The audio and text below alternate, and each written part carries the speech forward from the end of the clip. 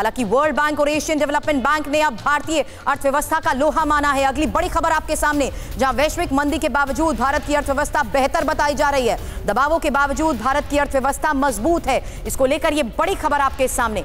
दूसरे देशों की तुलना में भारत की अर्थव्यवस्था मजबूत है, ये कहना है वर्ल्ड बैंक का।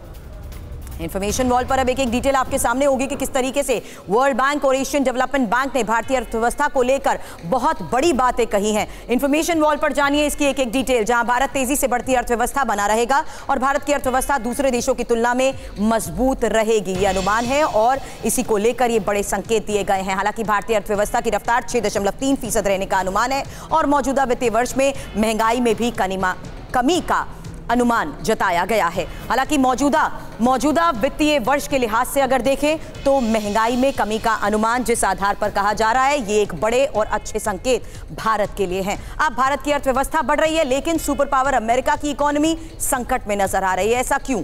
बड़ी खबर आपके सामने, क्योंकि दुनिया की सबसे बड़ी इकोनॉमी अमेरिका पर यह खतरा बढ़ चुका है।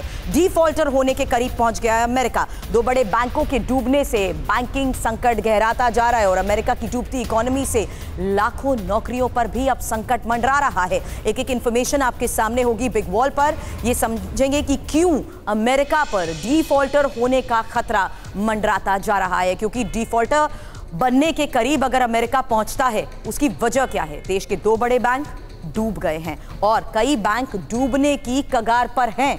हालात को देखते हुए यह अनुमान, और साथ ही debt to GDP ratio record पर पहुंच गया है। अब डॉलर को जिस तरीके से पूरी दुनिया में चुनौती मिल रही है, उसके तहत भी अमेरिका के लिए खबर अच्छी नहीं है, क्योंकि कई देशों ने अपनी करेंसी में अपग्रेड करना शुरू कर दिया है और इसी संकेत के तहत अमेरिका के लिए यह खबर अच्छी नहीं है।